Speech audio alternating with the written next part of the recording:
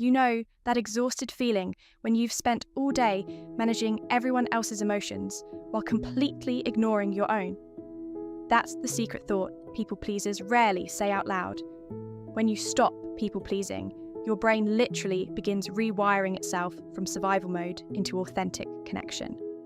But first, it has to unlearn the system that kept you feeling safe for years. People pleasing isn't just saying yes too much.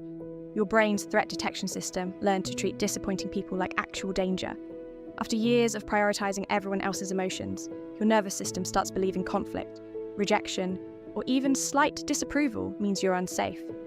So when you finally say no for the first time, your body reacts like an emergency is happening. Your heart races, your muscles tense, your brain floods with stress hormones. Even though nobody is actually threatening you, your nervous system thinks you're in danger. This is hypervigilance, your body constantly scanning for emotional threats, always trying to prevent conflict before it happens. It's not weakness, it's survival adaptation. Your nervous system learned this pattern because it worked. It kept you safe, or at least helped you avoid emotional chaos. That's why setting boundaries feels terrifying at first. Your body doesn't recognize it as growth. It thinks you're abandoning the very thing that protected you. But here's the strange part. When you stop people-pleasing, your brain also loses its non-stop emotional radar system. You've spent so many years scanning people's moods, tone changes, facial expressions, and body language that when you stop doing it, the silence feels uncomfortable. No more analysing whether someone's good morning sounded off. No more replaying conversations wondering if someone is mad at you. No more mentally tracking everyone else's emotional state just to keep yourself safe.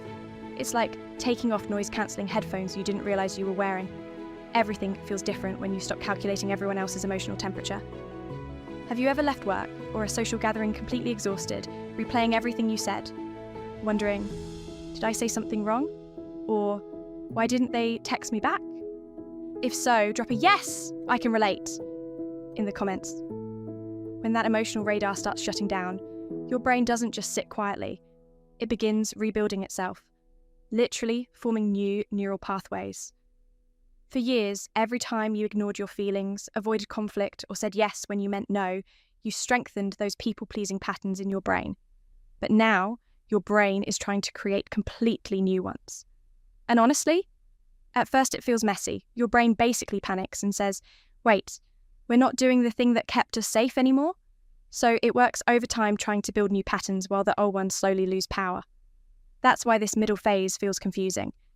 You're no longer the version of yourself who automatically keeps everyone happy, but you also don't fully know who you are without that role. Your identity was built around being helpful, agreeable, emotionally aware, and easy to be around. You became the person who held everything together. Remove that identity, and suddenly there's empty space where your automatic behaviours used to live. For years, your brain connected approval with safety. Someone praised you, dopamine hit. Someone approved of you, relief. Your nervous system learned that being liked meant being safe. But once you stop chasing approval, something starts changing. You begin noticing completely different things. The peace that comes from saying what you actually mean. The relief of realising someone can be disappointed in you. And the world still keeps spinning. And something else changes too. The relationships that once felt safe because you never challenged anything start feeling draining. Meanwhile, people who allow honesty, disagreement, and authenticity suddenly feel comforting. Your brain begins building new pathways around real connection instead of approval seeking. And months later, your nervous system starts operating differently.